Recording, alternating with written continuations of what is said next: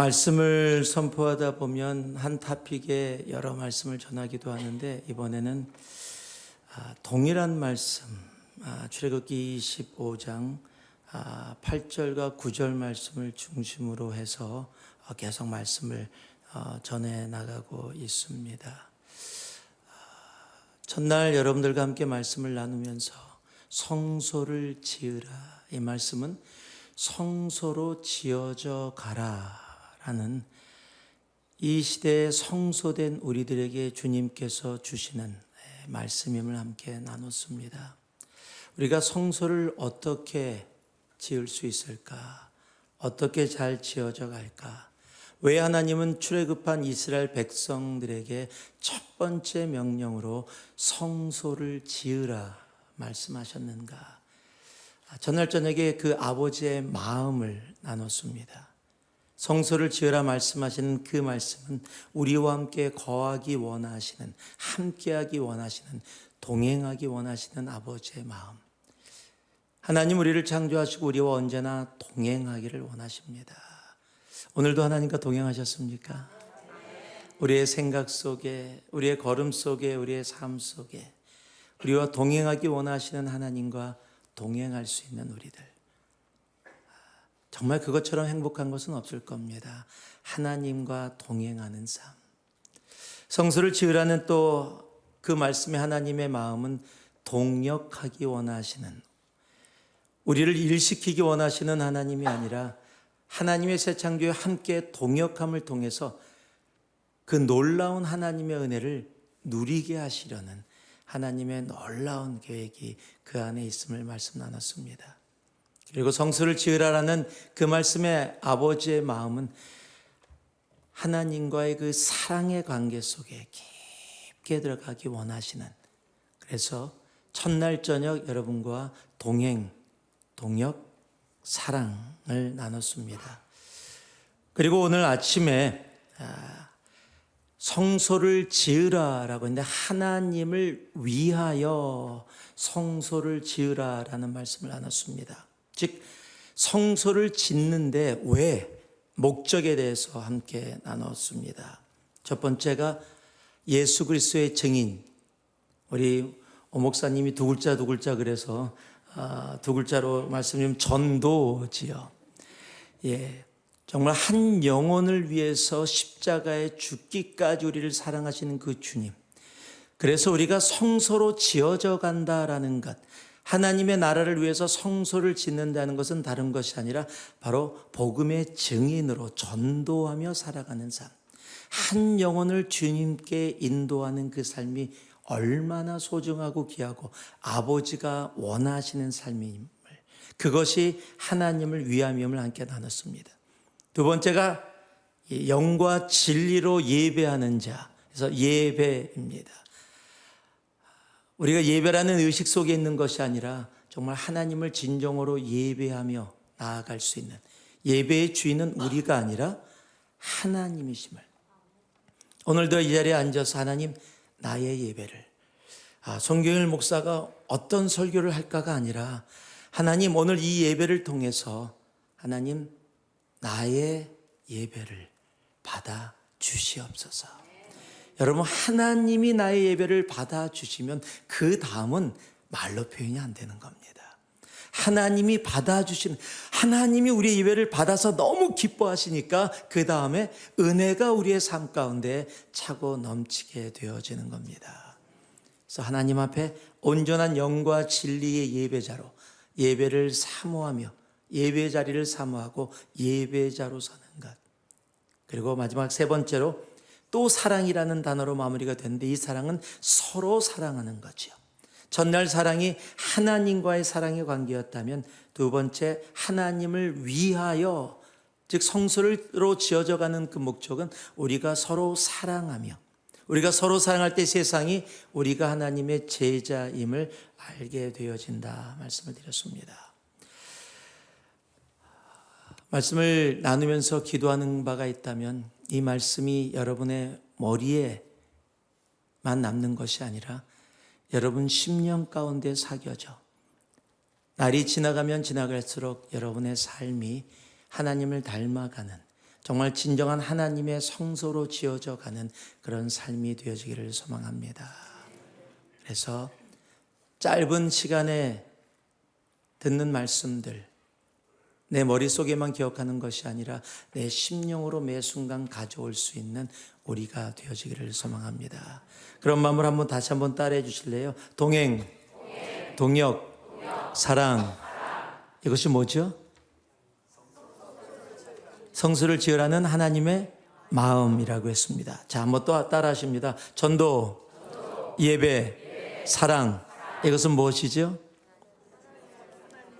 하나님을 위하여 성소를 지으라 명령하신 그 이유, 목적에 대한 부분을 나눴습니다. 오늘은 말씀의 제목이 하나님이 보이시는 대로 성소를 지어라 라고 하고 있습니다. 즉 오늘 말씀은 본문을 통해 성소를 짓는 방법입니다. 첫날이 아버지의 마음이었다면, 그리고 오늘 아침이 그 성소를 짓는 목적이었다면, 오늘 저녁은 바로 성소를 짓는 방법에 대한 부분을 여러분과 함께 나누고자 합니다.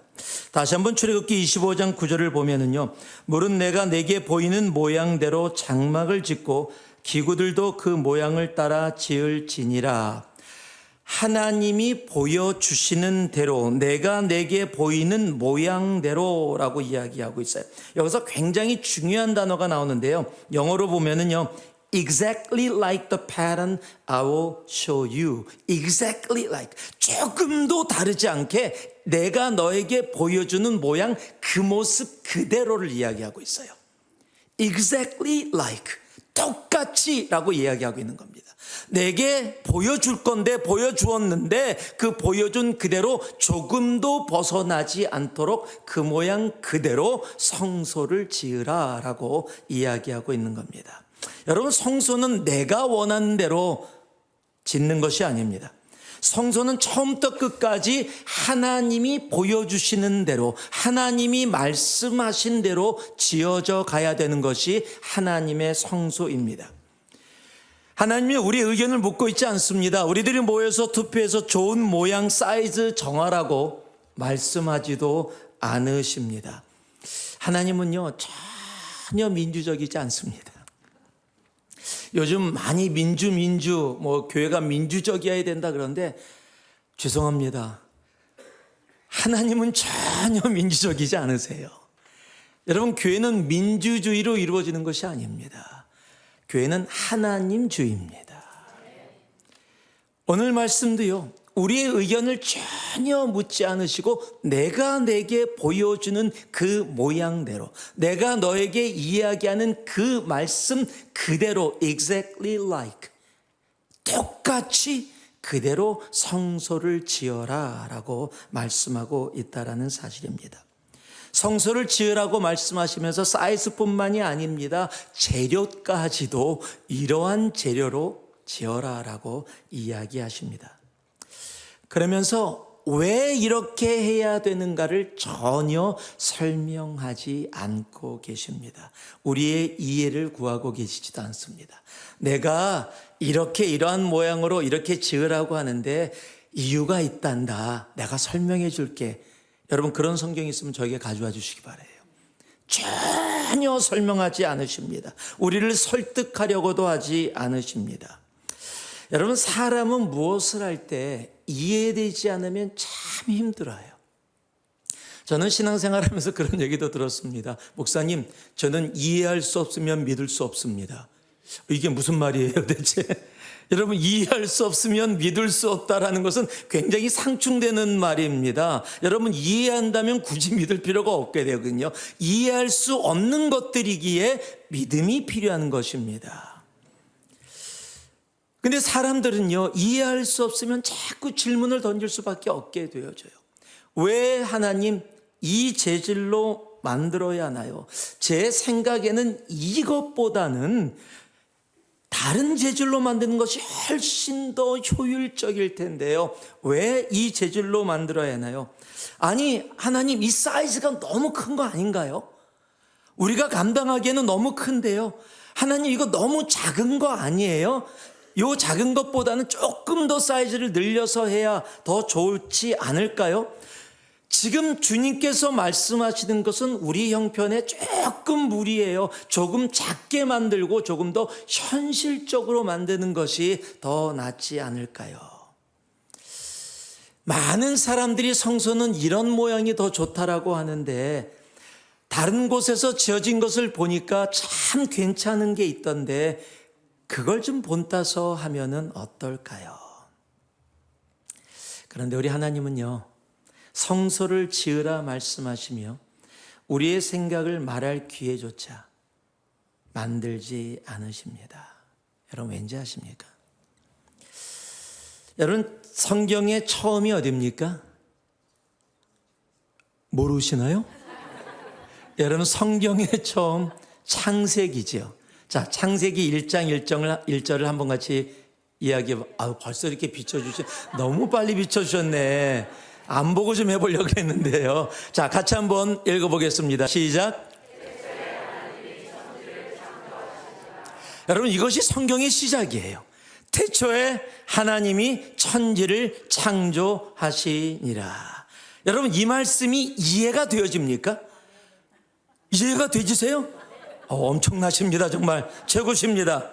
여러분 태초에 하나님이 말씀으로 천지를 창조하셨다라는 부분들이 그냥 보편적인 생각으로 하면은 받아들이기가 그렇게 쉽지가 않습니다.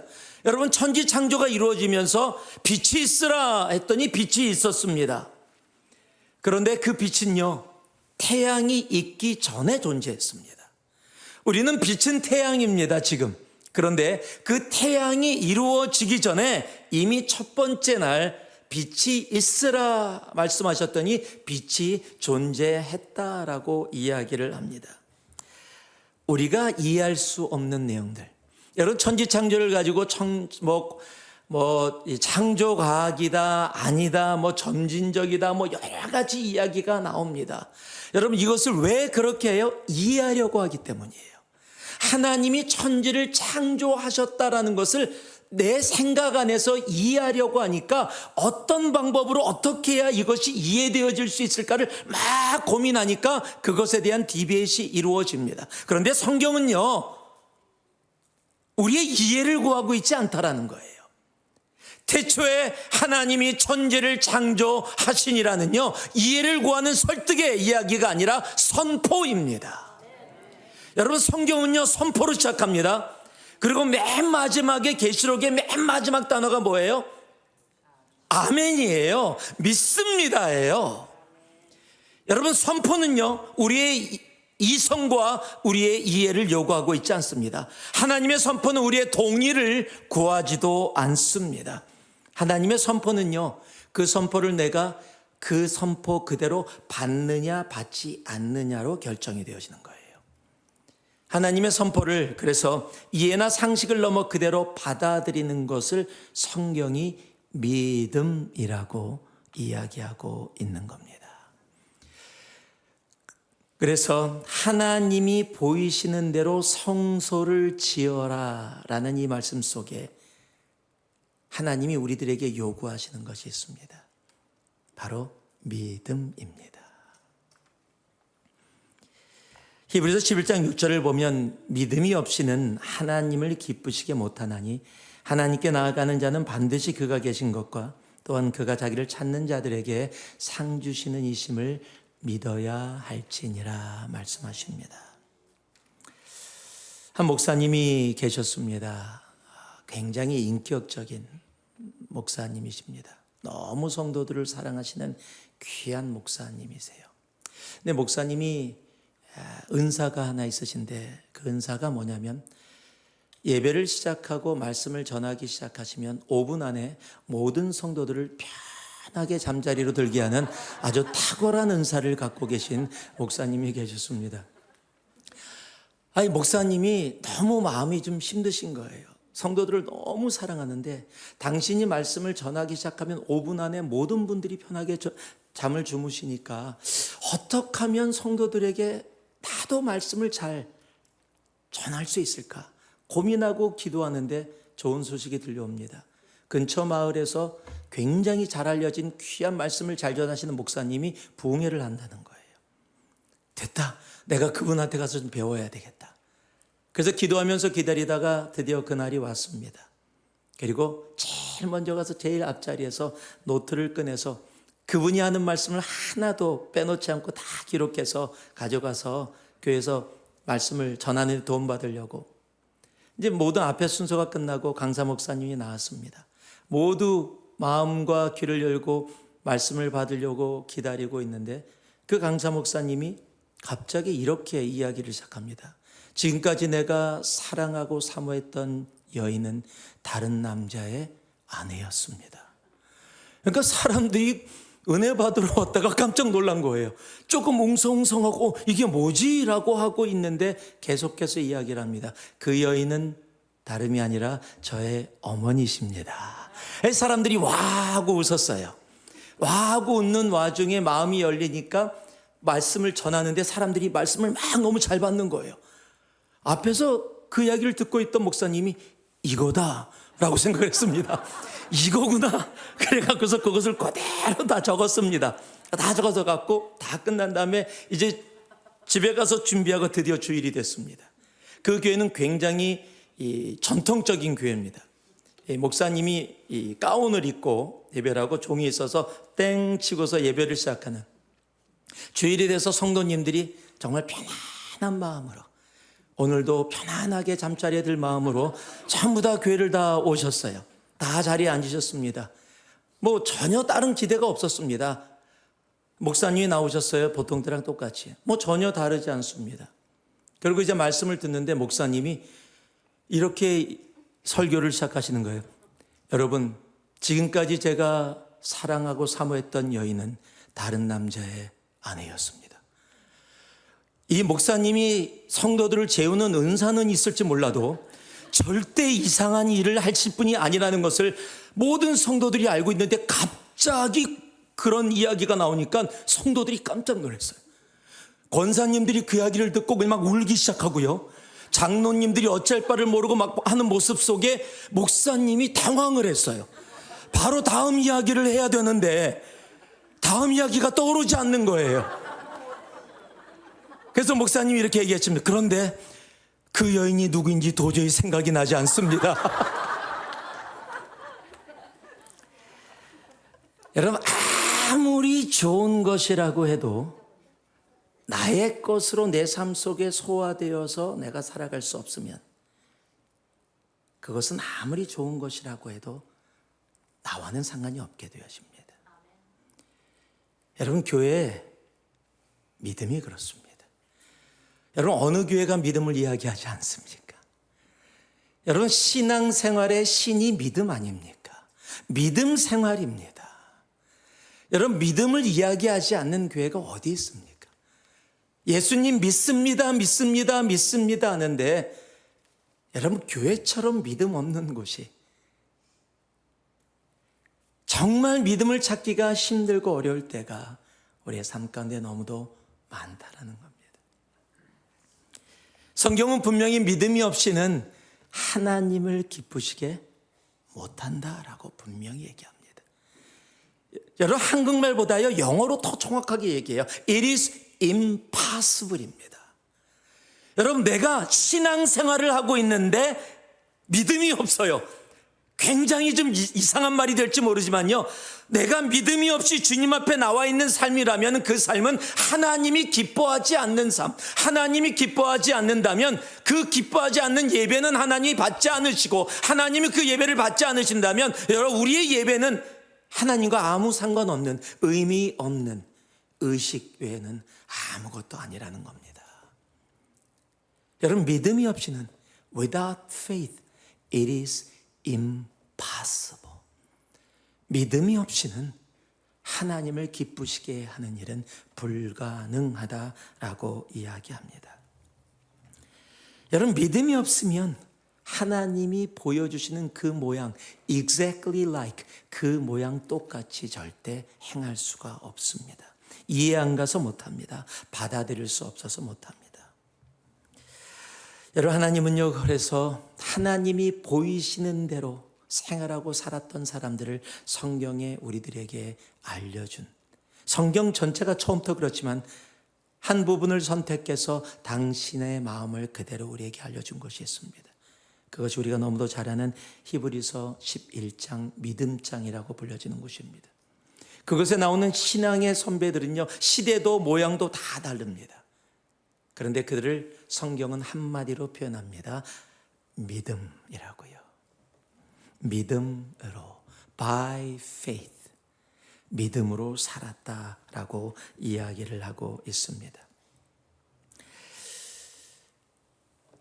믿음은 여러분 다른 것이 아닙니다. 하나님이 하나님 되심을 그대로 받아들이는 겁니다.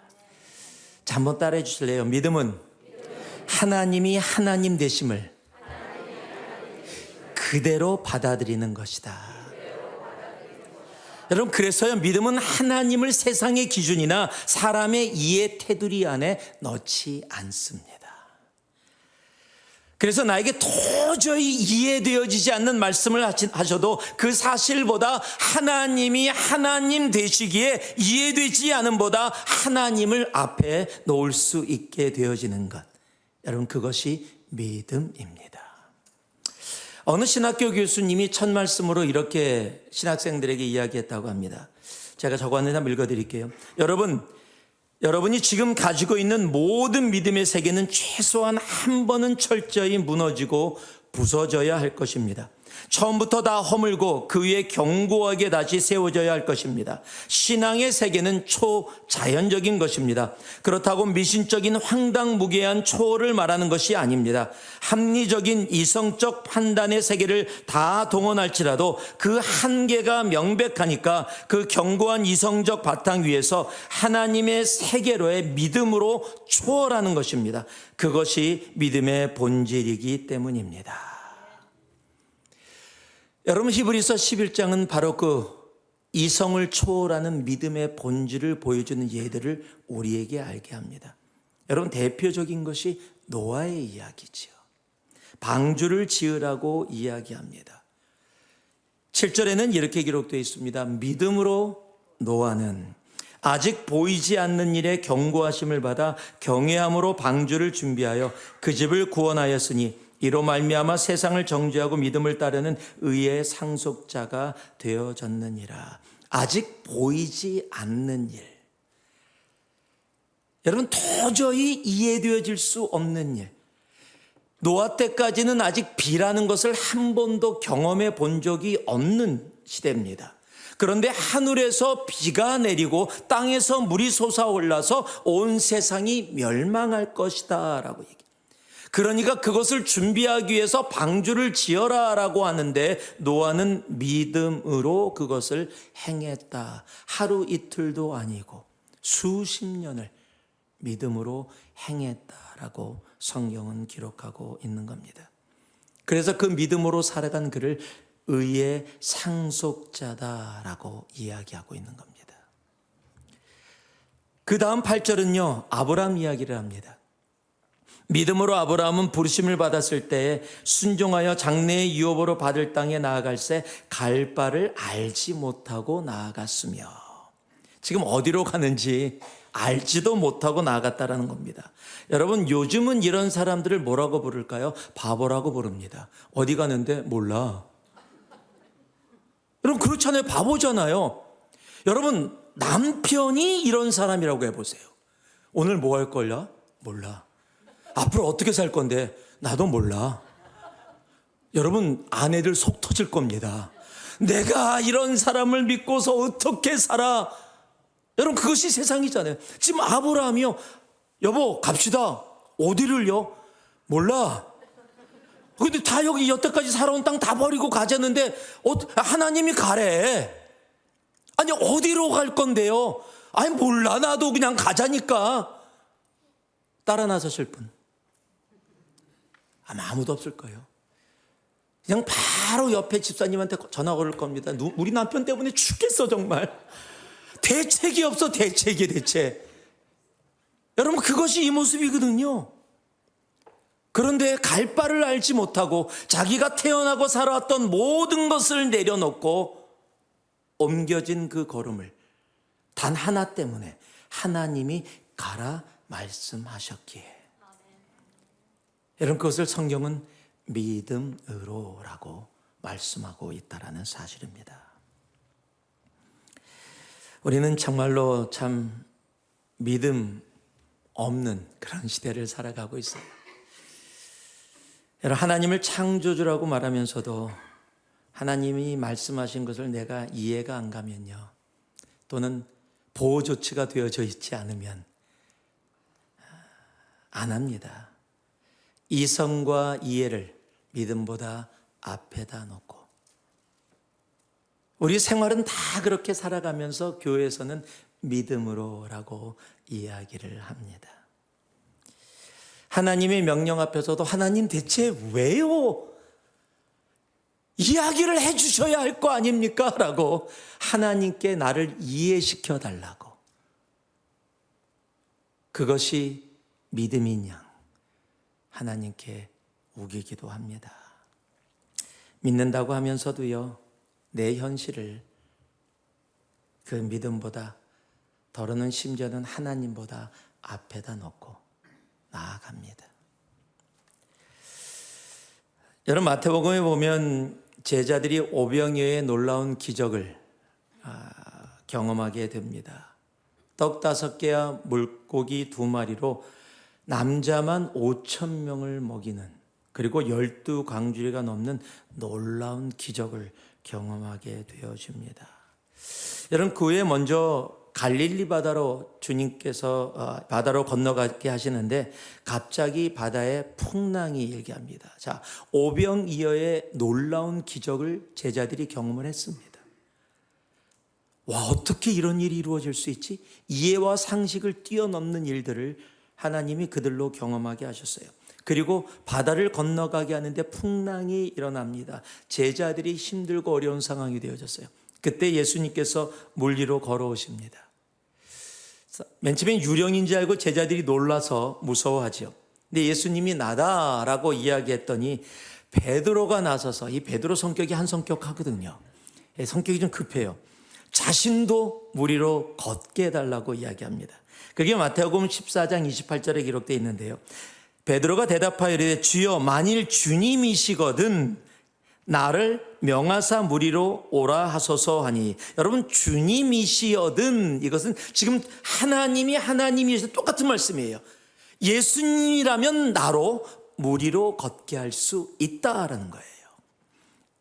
여러분, 지금 예수님이라면 나로 물 위로 걷게 하여 주옵소서라고 했더니 베드로가 주님이 베드로에게 오라 명령하십니다. 그 말을 듣고 베드로가 배에서 나가죠. 그리고 세계 최초, 우주 최초로 예수님 말고 물 위를 걷기 시작합니다. 여러분, 이게 믿음입니다. 믿음은 물 위를 걷게 합니다. 그런데 그 다음 이야기도 알죠. 우리가 베드로가 물 위를 걸어 예수께 가다가 물에 출렁이는 바람을 보고서 빠지기 시작합니다. 그러면서 주님한테 살려달라고 요청을 하지요. 그때 주님께서 마태복음 14장 31절에 이렇게 이야기합니다. 예수께서 즉시 손을 내밀어 그를 붙잡으시며 이르시되 믿음이 작은 자여 왜 의심하였느냐 하시고. 여러분, 왜 믿음이 작아졌나요? 의심했기 때문이라고 성경은 얘기하고 있어요. 왜 의심하게 되어졌나요? 출렁이는 파도를 보았기 때문이에요. 여러분, 출렁이는 파도를 보니까 내 경험, 세상의 상식이 나를 지배하게 되어졌어요. 그랬더니 여러분, 세상의 상식으로는 사람이 물 위를 걸을 수가 없습니다. 세상의 경험과 상식, 기준, 이해를 앞에 놓는 순간 무엇이 사라졌어요? 믿음이 사라져버립니다. 여러분, 하나님께 나를 이해시켜 주세요. 하나님 대체 왜요? 라고 물어지는 그 순간부터 나에게 믿음은 사라지기 시작한다는 겁니다. 저는 이 말씀을 볼 때마다 예전에 미국에 와서 아직 영어가 서투를 때 어떤 조그마한 모임에서 영어로 설교를 했던 기억이 있어요. 여러분, 그런 날 계십니까? 영어를 하는데 영어가 너무 잘 돼. 와, 내가 생각해도 영어 발음도 좋아지고 영어가 잘 되는 날이 있어요. 막 그날 설교를 하는데 영어가 너무 잘 되고요. 또 영어만 잘 된 게 아니라 설교까지 잘 돼서 같이 모여 있었던 사람들이 막 은혜를 받고 있는 거예요. 이제 한마디만 던지면 돼요. 믿음이 적은 자여 왜 의심하였냐? 그러면 주여 나의 믿음이 적습니다라고 회개로 이끌어 가려고 딱 준비하고요. 가장 중요한 센텐스를 던졌습니다. 바로 이 말씀이에요. 믿음이 적은 자여 왜 의심하였느냐라고 딱 외치는데 갑자기 와 하고 웃는 거예요. 웃는 순간이 아니거든요. 근데 사람들이 웃는 거예요. 그래서 설교를 다 망쳐버렸어요. 나중에 물어봤더니 제가 이렇게 얘기한 겁니다. You with a little faith, why did you doubt? 라고 얘기해야 되는데 한국 발음이 이 TH 발음이 힘들잖아요. 미국 온 지 얼마 안 돼서 You with a little face, why did you doubt? 이 얼굴이 작은 자야 왜 의심하였느냐라고 외친 거예요. 그때부터 그 모임에 우리들이 하는 얘기들이 있어요. 믿음이 작으면 넌 얼굴이 작아. 넌 얼굴이 작아서 안 돼. 믿음 있는 행동을 하면요 얼굴이 확실히 커. 자, 설 한번. 어우, 자매님 얼굴이 커요.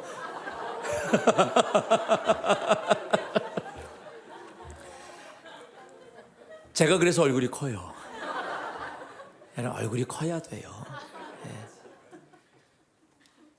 여러분 뭐니 해도 믿음이에요. 이해가 아닙니다. 상식이 아닙니다. 여러분 세상의 이해와 상식과 내 경험을 앞에 두는 순간 내 믿음은 사라질 수밖에 없어요. 여러분 교회처럼 믿음이라는 단어를 많이 쓰는 곳이 어디 있습니까?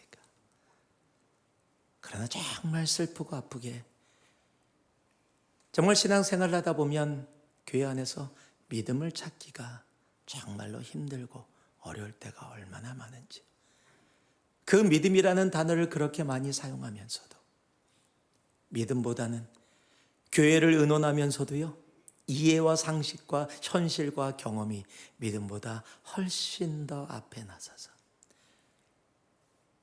믿음은 사라지고 세상과 동일하게 이해와 상식과 현실로 하나님의 성소를 지어나가려는 참으로 어리석은 모습으로 나아갈 때가 많이 있다라는 겁니다.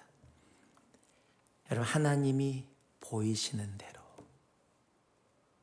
하나님은 성소를 지어라 라고 말씀하십니다. 하나님은 우리에게 믿음을 요구하시는 겁니다. 하나님은 우리들에게 그 믿음으로 나아가기를 원하시는 거예요. 우리가 믿음으로 주님 앞에 그렇게 나아갈 수 있는 우리가 되어지기를 소망합니다. 왜냐하면 나의 기준으로 지어진 성소는 하나님의 성소가 아닙니다. 나의 생각으로 나의 상식으로 지어진 성소는 하나님이 기뻐하지 않으십니다. 나의 기준 나의 생각을 다 내려놓고 하나님이 보이시는 그대로 그걸 그대로 받는 것을 믿음이라고 합니다. 믿음으로 지어지는 성소. 여러분 나라는 성소가 이해와 상식과 현실로 지어지는 것이 아니라 믿음으로 지어지는 성소가 되기를 주님의 이름으로 축복합니다. 필그림 교회라는 주님의 놀라운 성소 교회가 세상의 이해나 경험이나 상식이 아닌 하나님이 보이시는 그대로 믿음으로 지어지는 주님의 몸된 교회가 되기를 주님의 이름으로 축복하고 축복합니다. 믿음으로입니다. 우리 전도자 보시면서 믿음입니다 라고 믿음입니다, 믿음입니다, 믿음입니다. 하나님이 보이시는 대로 보이시는 모양대로 성소를 지어라. 두 번째는요, 우리 같이 한번 사무엘상 15장 22절 같이 한번 읽겠습니다. 사무엘상 15장 22절 한 목소리로 함께 읽습니다. 시작. 사무엘이 이르되 여호와께서 번제와 다른 제사를 그의 목소리를 청종하는 것을 좋아하심같이 좋아하시겠나이까. 순종이 제사보다 낫고 듣는 것이 수양의 기름보다 나으니. 두 번째는 바로 순종입니다. 여러분 믿음과 순종은 동전의 양면과 같습니다. 이 두 단어는 떨어져 있는 단어가 아닙니다. 아우 저 사람은 믿음이 있는데 순종을 안 해. 이거 말이 안 되는 거예요. 이거는 말이 안 돼요. 저 사람은 순종을 하는데 믿음이 없어도 말이 안 돼요. 여러분, 순종과 믿음은 동전의 양면과 같아서 내가 믿음으로 살아가면 함께 따라오는 것이 있는데 그것이 순종의 삶이라는 겁니다. 왜냐하면 순종은 믿음이 나의 삶의 행동으로 보여짐으로 나타나는 것이 바로 순종이기 때문에 그렇습니다. 다시 믿음으로라고 말씀하신 노아의 믿음을 보면 창세기에는 이렇게 기록되어 있습니다. 분명히 노아를 향해서 믿음으로라고 얘기했는데 창세기 7장 5절은 노아가 여호와께서 자기에게 명하신 대로 다 준행하였더라. 영어로는 and Noah did라고 되어 있어요. 노아가 행했다라고 이야기해요. 나 믿어 말로만 얘기하는 것이 아니라 삶으로 그 믿음을 살아가는 것, 그것을 우리는 순종이라고 부르고 있습니다. 하나님이 노아를 믿음이로라고 이야기하신 이유가 바로 이 순종이 그 삶에 있었기 때문입니다. 이해가 가지 않은데, 너무 힘든데, 불가능한데 하루 이틀이 아니라 몇십 년을 조롱을 받으면서 만들어야 하는데, 그럼에도 하나님이 하나님이심을 인정하고 하나님이 말씀하신 그것을 내 삶 속에서 그대로 행해 나아가는 것, 그것을 순종이라고 부르는 겁니다. 아브라함도 마찬가지입니다. 동일하게 창세기 12장 4절을 보면은요, 이에 아브라함이 여호와의 말씀을 뭐 했고요? 따라갔고. 여러분, 믿음이 있으면은요, 그 믿음은 언제나, 이 믿음이 올바른 믿음이라면 행동으로, 삶으로 나타나게 되어지는데 우리는 그것을 순종이라고 부르고 있는 겁니다. 그래서 그가 평생 살아왔던 땅, 75년을 살아왔는데 그 모든 것들을 내려놓고 나아갈 수 있었던 겁니다.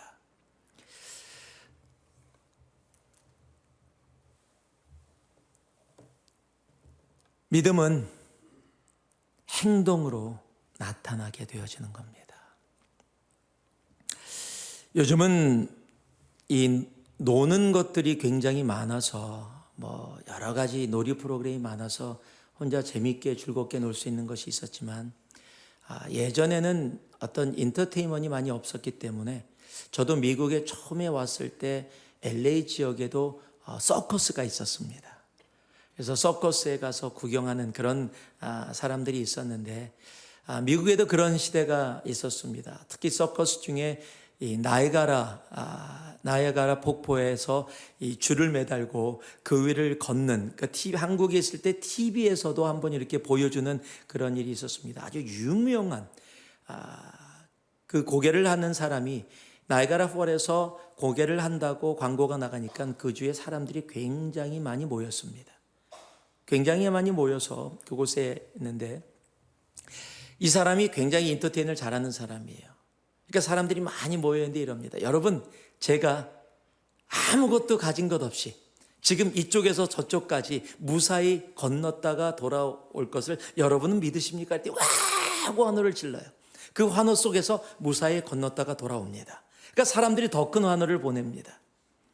그러니까 이번에는 이제 이렇게 얘기하는, 여러분, 제가 맨몸이 아니라 제 뒤에 의자를 메고, 그리고도 제가 이곳을 무사히 건넜다가 돌아올 것을 여러분 믿으십니까? 그랬더니 와! 환호가 더 열정적으로 나옵니다. 무사히 건넜다가 돌아옵니다. 사람들이 막 열광을 합니다. 여러분, 제가 맨몸도 아니고 의자만 뒤에다 맨 것도 아니고 이 의자에다 사람을 앉히고도 무사히 이 줄을 건넜다가 돌아올 것을 믿으십니까? 와! 근데 거의 광신도 분위기예요. 막 사람들이 열광을 합니다. 그리고 건너려다가 잠시 멈추고 이렇게 얘기합니다. 그러면 여러분 중에 누가 이 의자에 앉으시겠습니까? 갑자기 환호하던 사람들의 환호가 사라져 버립니다. 왜요? 거기 앉아야죠, 누가. 여러분, 믿음은 환호가 아닙니다. 여러분, 교회에서 아멘 정말 중요해요. 해야 됩니다. 그러나 단순한 믿음은 아멘만으로 내가 그냥 입술로 나타내는 것만 아니라 진정한 믿음은 여러분 그 의자에 앉는 거예요. 여러분, 그게 순종인 거예요. 행함으로 나타나는 믿음, 여러분, 예수 그리스도가 골고다의 길을 걸은 거, 예수 믿으면 내가 갖고 있는 모든 문제 풀어진다, 예수 믿으면 사업 성공한다, 예수 믿으면 내 자녀 잘 된다가 아니라 예수 믿어도 고통 속에 주님이 걸어가신 갈보리의 길, 그 십자가의 길 나도 걸어갈 수 있다라고 그 길을 걸어가는 것. 여러분, 그것이 믿음과 순종이라는 사실입니다. 우리가 순종했다고 착각할 때가 참 많이 있어요. 나 순종하면서 살아가는데 라고 이야기합니다. 사무엘상 15장을 보면 우리가 잘 아는 이 사울 왕의 이야기가 나옵니다. 하나님이 사무엘을 통해서 사울 왕에게 아멜렉군들과 전쟁을 해서 승리를 주겠다고 약속을 하십니다. 사무엘상 15장 3절을 보니까요, 지금 가서 아멜렉을 쳐서 그들의 모든 소유를 남기지 말고 진멸하되 남녀와 소아와 젖먹는 아이와 우양과 낙타와 나귀를 죽이라 하셨나이다 하니, 지금 아멜렉과 전쟁을 해서 가서 승리를 줄 건데 하나의 조건을 겁니다. 그곳에 있는 모든 생명은 다 진멸하라라고 말씀하십니다. 그리고 사울왕은 그곳에 가서 하나님의 말씀대로 큰 승리를 하게 되어집니다. 그리고 돌아옵니다. 그런데 남기지 말고 진멸하라라는 말씀을 순종하지 않습니다. 그리고 성경은 그 이유를 이렇게 설명하고 있습니다. 15장 8절에서 9절인데요. 아멜렉 사람의 왕 아각을 사로잡고 칼날로 그의 모든 백성을 진멸하였으되 사울과 백성이 아각과 그의 양과 소의 가장 좋은 것 또는 기름진 것과 어린 양과 모든 좋은 것을 남기고 진멸하기를 즐겨 아니하고 가치 없고 하찮은 것은 진멸하니라. 자, 지금 여기에 무엇이 들어갔어요? 나의 생각이 들어갔어요. 진멸하라고 전쟁에 갔는데 가서 보니까 소를 봤는데 너무 좋은 소예요. 양을 봤는데 흠이 하나도 없어요. 야, 이거는 죽이기에 너무 아까운 거예요. 하나님이 죽이라고 했는데 내가 보기에는 이 죽이면 뭐예요? 손해예요. 그래서 살려옵니다. 살려오면서 뭐라고 얘기해요? 하나님께 제사로 드리기 위해서. 내가 살려온 거 지금 내가 가지려는 것도 아니고 하나님께 드리기 위해서, 좋은 것 위해서. 지금 이 상태로 하나님 말씀 그대로 하면 이거는 바보예요. 이건 손해예요. 그렇기 때문에 내 생각, 내 이성과 판단을 집어넣어서 하나님의 말씀을 변경시킵니다.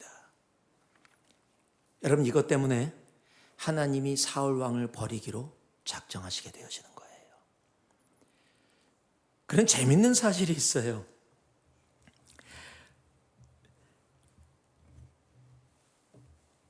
사무엘상 이 15장 13절을 보니까요, 이렇게 기록되어 있습니다. 사무엘이 사울에게 이른즉 사울이 그에게 이르되 원하건대 당신은 여호와께 복을 받으소서. 내가 여호와의 명령을 행하였나이다. 지금 자기는요, 여호와의 명령을 순종했다라고 이야기하고 있다라는 사실이에요. 그런데 하나님은 그를 버리기로 판단하십니다. 여러분, 나의 의도는 좋은 것일 수 있습니다. 남겨서 하나님께 더 드리고자 하는. 그런데 하나님은요, 여러분, 하나님이 소 한 마리, 양 한 마리 더 받으시면 더 기뻐하실까요? 아니요. 우리가 조금 전에 읽었던 그 말씀처럼 하나님은요, 있는 하나님이 말씀하신 그대로 제사보다 순종을 원하시는 하나님. 여러분, 순종입니다. 여러분, 순종이 뭔가 제가 여러분께 한번 말씀을 드려볼까요? 한 남편이 있습니다. 너무 좋은 남편이에요. 이 남편이 얼마나 좋은 남편인지 아침에 아내보다 먼저 일어납니다. 먼저 일어나서 아내가 잠을 자고 있는데 부엌에 가서 커피를 내리고 토스트를 굽고 계란을 써니사이드업으로 쫙 만듭니다. 그리고 나서 티에 딱 갖고서 방으로 딱 들어오면요, 커피 냄새가 딱 나면 아내가 냄새 여보 그래. 내가 식사 차려왔어. 침대에 딱. 남편분들 대부분 다 그렇게 하시죠? 오 목사님 그렇죠? 예. 예. 그렇게 딱 하면 아내가 딱 먹고 나면 그 먹는 동안 부엌에 가서 애들 식사 도시락을 준비해요. 그리고 애들을 깨웁니다. 그리고서 다 애들 밥을 먹인 다음에 아내가 그때 일어나 나오면 애들 다 준비해갖고 내가 학교에 데려다 줄게. 그리고 학교를 데려다 줍니다. 굿바이 키스를 하고 학교를 데려다 주고 그리고 일을 마치고 바로 돌아오자마자 바로 앞치마를 두르고 저녁을 준비합니다. 아니 보통 남편들 다 그렇잖아요. 그렇죠? 여러분 남편들 다 그러시죠? 예. 저녁에는요 집에 와서 아이들이 잠자리에 들 때 이불에 턱을 해주고 이야기를 읽어주면서 아이들이 잠잘 때까지 함께 해줍니다. 얼마나 멋있는 남편이에요. 그런데 그 남편이 아내에게 와서 이렇게 합니다. 여보, 내가 당신에게 좋은 남편이야? 그럼요, 최고죠. 내가 아이들에게 좋은 아빠인가? 그럼요, 최고지요. 그러면 내가 한 가지 부탁이 있어. 뭔데요? 내가 1년 365일 중에 364일은 지금처럼 아이들을 위해 당신을 위해 살을게. 그런데 하루만 다른 여자와 있다 올게. 하루만. 자, 364분의 365 거꾸로인가요? 365분의 364. 영어는 위에서부터 읽는 건데 365분의 364 하면 뭐가 나오는지 아세요? 99.07% 나옵니다. 자, 99.17인가 27, 99.27% 나왔으면 여러분 이 정도면 반올림하면 100% 아닙니까? 멋있는 남편 아니에요? 자, 그 정도면 어떻게 좀 하루 괜찮겠어요? 364일이나 완벽한데 하루 좀 봐주세요. 안 돼요? 절대 안 되죠? 여러분 절대 안 되죠. 여기서 봐줄게요. 그럼 병원 모시고 가야 돼요. 여러분 내 남편이에요. 어떻게 내 남편을 다른 여인과 같이 하루라도 아니 한 시간도 나눌 수 없는 거예요. 여러분 우리는 하나님의 자녀예요. 하나님의 말씀으로 이곳에 있는 존재예요. 여러분 순종이라는 것은요, 내가 이만큼 했어요. 내가 80% 순종했잖아요. 이 정도면 그래도 B는 주셔야죠. 90% 했잖아요. 이 정도면 A는 주셔야지가 아니라는 거예요. 하나님은 순종을 원하시는 거예요. 말씀하신 그대로. 여러분 내 생각, 내 경험, 내 이해의 것이 아니라 말씀하신 그대로. 여러분 그것이 순종입니다.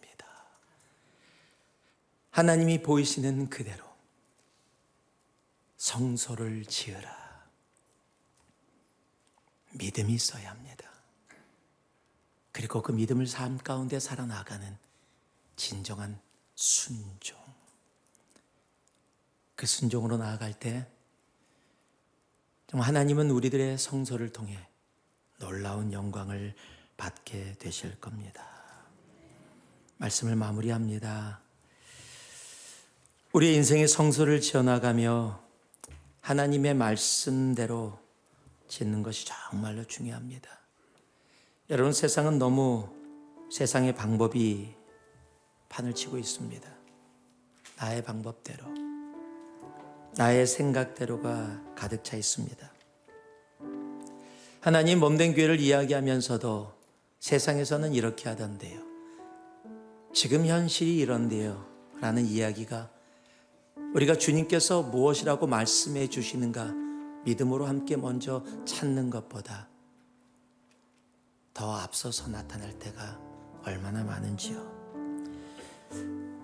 그러니까 나의 방법으로, 나의 생각으로 주님의 몸된 교회를 세워나가고자 할 때도 참으로 많습니다. 여러분 교회는 세상의 방법이 아닙니다. 나의 방법이 아닙니다. 예수 그리스도의 방법뿐입니다. 성소를 짓는 일은 하나님의 말씀대로입니다. 그가 우리에게 말씀하시는 대로, 그가 우리에게 보여주시는 대로. 고기를 낚던 어부 베드로가 사람을 낚는 하나님의 놀라운 사도 베드로가 됩니다. 누가복음 5장에 보면 그 시작이 어떻게 됐는지 아세요? 밤새도록 고기를 낚습니다. 한 마리도 낚지 못했습니다. 그것은 자기가 자라온 곳입니다. 베드로는 어부입니다. 그런데 예수님이 깊은 곳에 가서 그물을 던지라라고 이야기합니다. 그것도 고기가 없는 곳입니다. 밤새도록 잡아봤지만 한 마리도 잡지 못했습니다. 예수님이 얘기하는 시간도 장소도 고기가 있을 수 없는 곳입니다. 그래서 이야기합니다. 주님, 내가 밤새도록 고기를 낚았지만 한 마리도 잡지 못했습니다. 그러나 주님께서 말씀하시니 라고 이야기합니다. 영어로는요 훨씬 쉬워요. Because you say so. 당신이 주님께서 그렇게 말씀하시니 내가 그물을 내리리이다. 여러분, 그 한마디가, 그 믿음의, 그 순종의 행위가 여러분 평생 고기 잡으면서 이스라엘에 살아야 됐던 베드로를 세상을 바꿔버리는 하나님의 사람 베드로로 바꿔버린 겁니다. 여러분, 우리의 믿음이, 우리의 순종이 하나님께서 그 믿음과 순종을 보시고요, 고기를 잡으며 나만을 바라보며 살아가던 인생을 하나님의 나라를 세우는 놀라운 인생으로 세워 나아가시게 되어지는 겁니다. Because you say so. 당신이 그렇게 말씀하시니. 여러분, 우리의 기준이 세상이 되어서는 안 됩니다. 우리의 기준은, 하나님의 성소를 지어가는 우리들의 기준은 단 하나, 하나님이 보여주시는 그대로, 하나님이 말씀하신 그대로, 하나님의 말씀 붙잡고. 하나님, 지금까지 내가 살아오면서, 내가 신앙생활하면서 나도 모르는 사이에 내 생각, 내 상식, 내 경험, 내 현실을 가지고 나온 것이 있다면 하나님, 오늘 주님 발 앞에 다 내려놓겠습니다. 그리고 하나님, 더러는 정말 이해 안 가도, 더러는 정말 받아들이기 힘들고 어려운 말씀이라 할지라도 하나님 말씀대로 받고 살겠습니다. 여러분, 그것이 성소를 지어가는 방법입니다. 하나님이 말씀하신 대로 그렇게 성소를 지어갈 수 있는 우리가 되어지기를 믿음과 순종으로 우리가 되기를 주님의 이름으로 축복하고 축복합니다. 이 시간 함께 기도할 때요, 우리 함께 일어나서 기도할 수 있기를 소망합니다.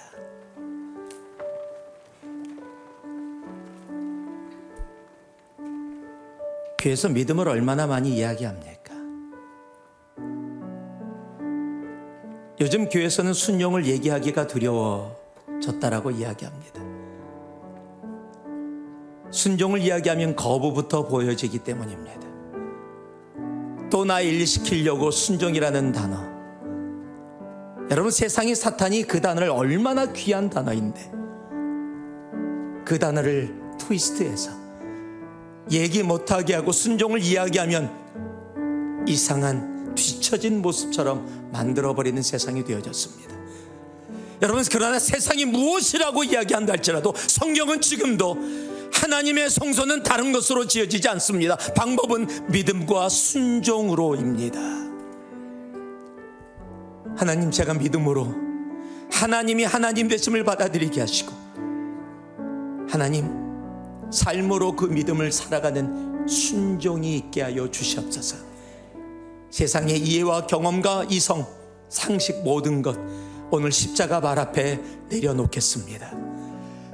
하나님, 자녀를 키우며 나의 이성으로, 나의 생각으로, 세상의 기준으로 키우지 않고 하나님이 말씀하신 대로 키우겠습니다.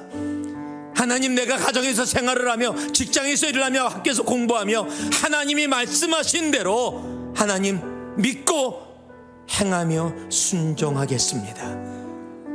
오늘 주님 앞에 회개할 것이면 회개하시고요, 결단할 것이 결단하며 주님 앞에 온전한 모습으로 나아갈 수 있는 우리가 되기를 소망합니다. 이 시간 함께 기도할 때 주여 함께 정말로 주님 앞에 간절히 외치며 함께 기도하며 나아가겠습니다. 기도합니다. 주여